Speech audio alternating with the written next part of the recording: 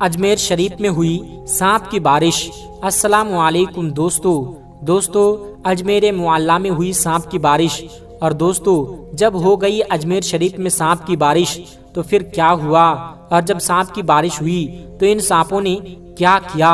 दोस्तों, एक सनसनीखेज वीडियो आपके सामने रखने जा रहे हैं, उस धरती से जिस धरती के राजा महाराजा गरीब नवाज सरकार हैं। दोस्तों, ख्वाजा गरीब नवाज की दरगाह अजमेर मुअल्ला, और उस अजमेर मुअल्ला में जब हुई सांप की बारिश तो फिर क्या हुआ। दोस्तों, कैसे दिखी ख्वाजा गरीब नवाज की करामत आपके सामने रखने जा रहे हैं। जब हुई अजमेर शरीफ में सांप की बारिश और कौन सा दौर था, और जब सांप की बारिश हुई तो फिर क्या हुआ। दोस्तों, गूंज उठा हर तरफ अल्लाहु अकबर। इससे पहले कि वीडियो का आगाज करें, आपसे गुजारिश करेंगे, अभी तक आपने हमारे चैनल को सब्सक्राइब नहीं किया है तो अभी सब्सक्राइब कर लें, और साथ में लगे बेल के घंटे को जरूर दबा दीजिएगा ताकि आने वाला हर वीडियो सबसे पहले आप तक पहुंच सके। दोस्तों, हिंदुस्तान की धरती में जब संजर के सुल्तान संजरी सरकार ख्वाजा गरीब नवाज तशरीफ लाए तो दोस्तों, सबसे पहले वो जिस जगह पर पहुँचे वो जगह हिंदुस्तान का वो खित्ता अजमेर मुअल्ला था। और अजमेर मुअल्ला में जिनकी हुकूमत चल रही थी, जिनकी हुक्मरानी चल रही थी, वो थे पृथ्वीराज चौहान।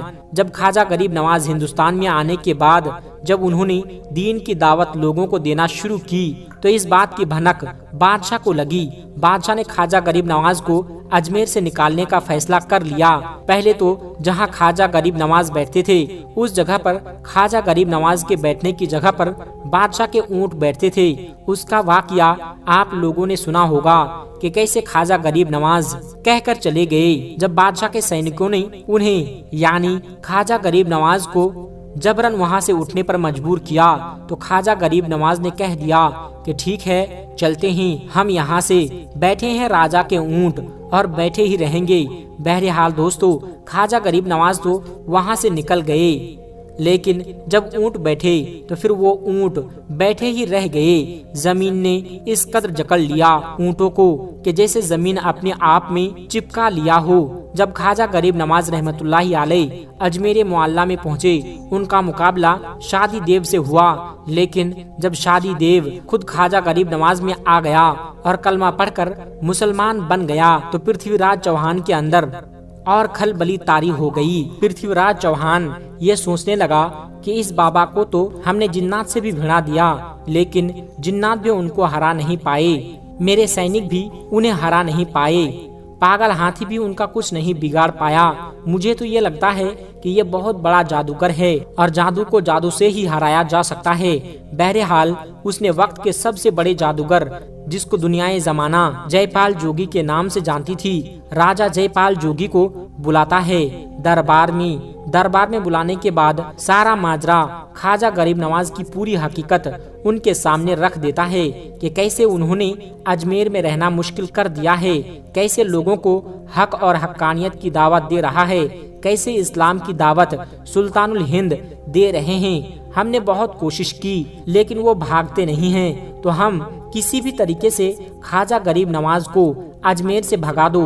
अब दोस्तों, वो उस वक्त का सबसे बड़ा जादूगर था, बड़ा घमंड में था। उसने कहा, बादशाह टेंशन लेने का नहीं, मैं हूं ना, मैं पल भर में उनको भगा दूंगा, और अगर वो अजमेर से नहीं भागा, अजमेर को खाली करके नहीं गया तो फिर वो जान से भी हाथ धो सकते हैं। बहरहाल जयपाल जोगी ख्वाजा गरीब नवाज से भिड़ने के लिए चला जाता है, साथ में लगभग 2500 छोटे छोटे जादूगरों को भी लेकर जाता है। जयपाल जोगी के आने की खबर ख्वाजा गरीब नवाज को मिल जाती है। मुरीदों में थोड़ा सा डर भी था कि जयपाल जोगी वक्त का सबसे बड़ा जादूगर था। सुल्तानुल हिंद ख्वाजा गरीब नवाज को बताया जाता है कि हुजूर, आज आपसे मुकाबला करने के लिए जयपाल आ रहा है, वो जयपाल जिसकी जादू का कोई काट नहीं कर सकता है, वो जयपाल जो आज तक किसी से हारा नहीं, जिससे भिड़ा है वो बर्बाद हो गया, निस्त नाबूद हो गया।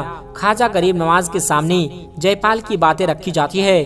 ख्वाजा गरीब नवाज कहते हैं कि मेरे मुरीदों, तुम घबराओ मत, मैं एक दायरा खींच देता हूँ, एक लाइन खींच देता हूँ। इस दायरे के अंदर जब तक मेरा मुकाबला जयपाल से होता रहे तुम में से कोई भी इस दायरे से बाहर नहीं जाना। बहरहाल ख्वाजा गरीब नवाज ने एक लाइन खींचकर एक लकीर खींच दी। सारे मुरीद उसके अंदर आ गए। अब जयपाल आता है, ख्वाजा गरीब नवाज को धमकाता है। उसके बाद ख्वाजा गरीब नवाज उनसे डरते नहीं हैं। दोस्तों, सोचने का मकाम है कि जो अल्लाह से डरने वाला हो वो भला किसी जादूगर से क्या डर सकता है। ख्वाजा गरीब नवाज के ऊपर जयपाल की किसी भी बात का कोई असर नहीं होता है। जयपाल गुस्से में आ जाता है, अपने चेले चपाटों से कहता है कि इन पर फिजा में जादू करो और उनके ऊपर सांप की बारिश कर दो।